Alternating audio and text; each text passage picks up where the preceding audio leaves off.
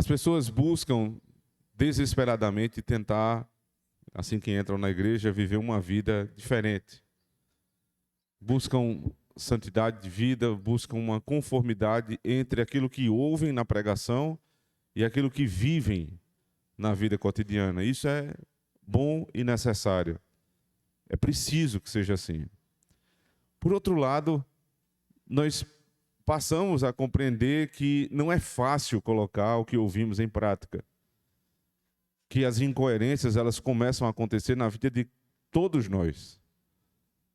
E aí muitas pessoas podem cair no desespero de não saber mais o que fazer, porque tentam e não conseguem.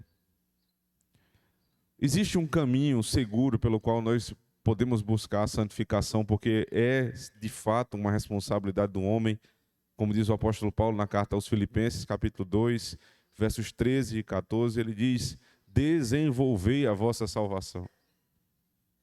É uma ordem divina, desenvolvei a vossa salvação. E o nome disso é santificação.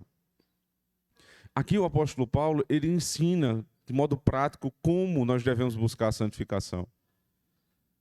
Ele não começa dizendo, deixem a cólera, a ira, a malícia, a fornicação.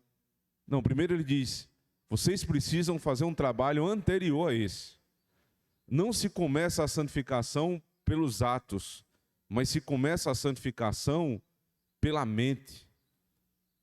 Eu preciso limpar a minha mente.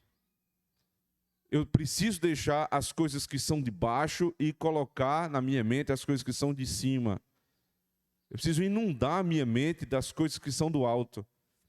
Porque toda palavra procede da mente. Porque toda ação procede de um pensamento. Não existe nada que tenha sido feito sem que antes tenha passado pelo pensamento. Nada que você vê, nada que toca a sua realidade, antes não precisou ser pensado. Se você imaginar, por exemplo, as coisas criadas, elas primeiro passaram pelo coração de Deus, pela mente de Deus, e só então vieram a ser criadas. Aquilo que nós pensamos ser impossível, só pode sair da impossibilidade para a possibilidade de ser real, se antes nós pensarmos. Por isso, irmãos, não adianta tentar simplesmente mudar suas atitudes sem antes mudar a tua mente. E o segredo para isso é, inunde a sua mente das coisas de Deus. Ouça, veja, converse, interaja com pessoas, com coisas, com circunstâncias que te fazem pensar nas coisas do alto.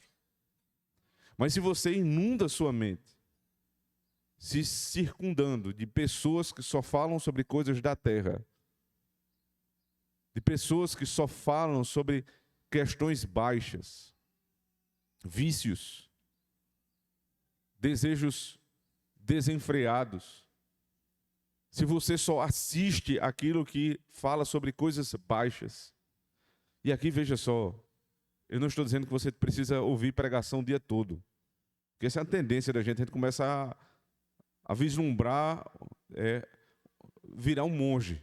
Não é isso.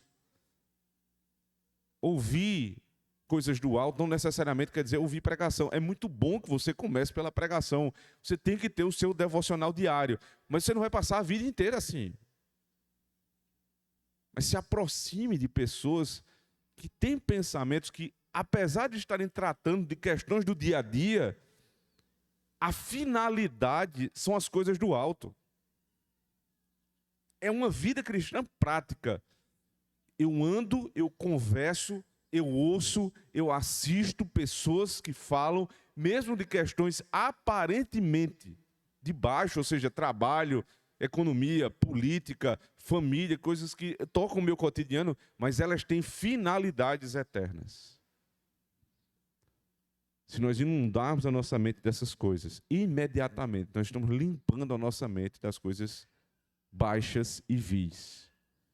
Inclusive das pregações que, usando o nome de Deus, são baixas e vis. Porque aqueles que ouvem pregações no estilo neopentecostal, onde você sempre vence, onde você é o centro das atenções, onde você é o maior de todos, onde você sempre busca o teu nome grande, estes estão inundados das coisas de baixo. E vão irremediavelmente cair nos vícios que estão aqui sendo condenados em Colossenses 3.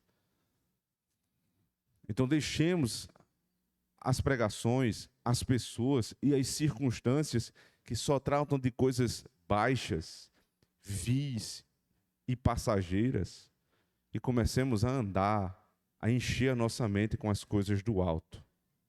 Se fizermos assim, irmãos, imediatamente, a ira, a avareza, que é idolatria, elas vão ser rapidamente, sem que nós nem percebamos, retirados do nosso pensamento e, consequentemente, das nossas ações.